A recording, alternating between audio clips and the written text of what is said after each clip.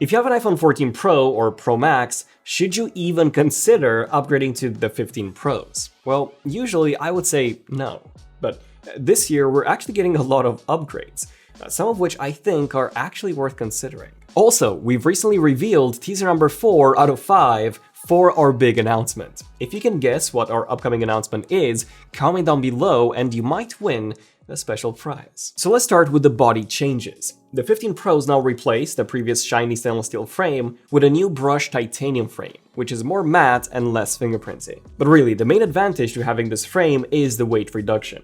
The 15 Pro now weighs 187 grams, down from 206, whereas the Pro Max now weighs 221, down from 240. This should make the 15 Pro Max especially more manageable in the hand, whereas the 14 Pro last year was literally the heaviest non-foldable phone. Both models have thinner bezels too by about 15%, which also makes the bodies narrower by 0.9mm. Plus, the frame itself is now a bit rounded towards the top and bottom, with a glass that curves to match it. All of these should make the 15 Pros more comfortable to use, especially for long periods of time. The last body change is the new colors. We still get the black and the silver like before, only with that new titanium frame, but the gold and the purple have now been replaced by a blue titanium and then also a natural titanium color that looks very similar to the Apple Watch Ultra's frame. Now, since titanium is very difficult to anodize, Apple is using a PVD coating, which is a thin vapor coating on the surface.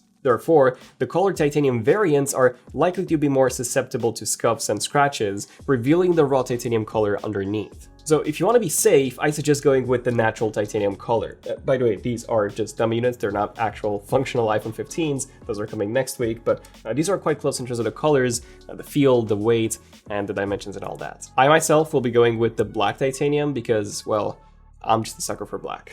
Overall, the body changes are quite big and potentially something that you could consider upgrading for, especially if you're coming from a Pro Max. Now, there are a number of entirely new features that could also entice you to upgrade. The biggest one by far is Apple's switch to USB Type-C, allowing us to finally use the same cable to charge all of our devices now. I do have to remind you that Apple has only made the switch because they were pushed by the EU to do so. The Pro models also get significantly faster transfer speeds of up to 10 gigabits per second, as opposed to 480 megabits per second like we had before with the 14 Pros. This essentially solves issues like taking forever to transfer your ProRes footage, and the best part is that now we can also connect external SSDs and record ProRes directly on them in 4K at 60 frames per second. We can now also use a USB-C cable to charge our Apple Watch or second-gen AirPods with the USB-C case directly from the iPhone. Now, aside from USB-C, we also get something quite big, which is the action button that replaces the mute switch and allows us to assign one custom action to it, like launching the camera, toggling between focus modes, Siri shortcuts, and of course, muting the phone. I think that's a game changer, especially for people like me who've been asking Apple to add a quick launch camera option for years. These are what I would call the two big new features, USB-C and the new action button. And personally, I would say that they're both pretty big changes that might warrant an upgrade. When it comes to the performance changes, usually these are quite small year on year, but this time they're quite big. First of all, we finally get 8 gigabytes of RAM, as we've had 6 since the iPhone 12 Pros. And I'm really excited to try this out and just see how many more apps I can have open in the background, as the 14 Pros were not that great at that. We also get a brand new chip, the A17 Pro. The first time we get a Pro name for an iPhone chip, and this isn't necessarily due to the performance increases, which are fairly modest, 10% better CPU and 20% better GPU, with a 2 times faster neural engine. But instead, the Pro name is there because of a number of other improvements. First, this is the world's first 3nm chip, which means that we get more performance and more efficiency in the same chip size. Second, we get hardware-based ray tracing, something that we've seen in the Galaxy S22 series with the Exynos 2200. And third, we get AAA console-quality games, such as Resident Evil 4, Resident Evil Village, Death Stranding, and even the upcoming Assassin's Creed Mirage. What's crazy is that these games are not streamed, but played directly on the iPhone. And of course, if you connect the controller like the Backbone One, you can literally play AC Mirage with console-quality graphics while on a plane, something that you cannot do on something like the Switch at all. And I'm certain that more and more AAA titles will be coming too, including No Man's Sky, which already works natively on Apple Silicon. So if you're a big mobile gamer, the 15 Pros are definitely worth upgrading to, not just because of the extra RAM and power, but also thanks to things like ray tracing and the ability to play AAA titles. Also, I'm quite certain that the battery life will be better too, despite Apple quoting the same numbers, as we do get a more power efficient chip, as well as those larger batteries. Which brings us to the camera changes.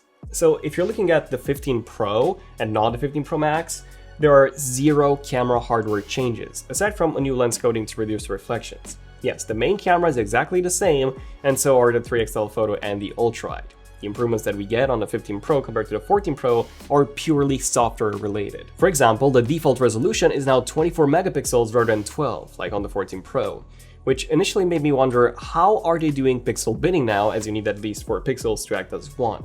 Well, it turns out that they're taking both a 12 megapixel bin photo and a 48 megapixel photo at the same time, and then they merged them to give you a 24 megapixel photo that has all the low light advantages of the previously binned 12 megapixel one. We also get the ability to take a 48 megapixel HEIF photo, as with the 14 Pros, you could only take a 48 megapixel Pro RAW, unless you use a third-party app. And we also get the ability to select between different default zoom levels for the main module if you prefer a more zoomed in look. But probably the best new feature here is the upgrade to Smart HDR5 from Smart HDR4. That should improve HDR processing and hopefully fix the blown out highlights that were a major issue with the 14 Pros. Of course, we'll be doing a detailed camera comparison soon, so do subscribe if you want to see that. Apple also improved their portrait mode pretty substantially, with depth data now being detected automatically, and then you can apply portrait mode effects after you've taken the shot and even change the focus. This isn't anything new, by the way, as we've had this on Pixel and Samsung phones before, but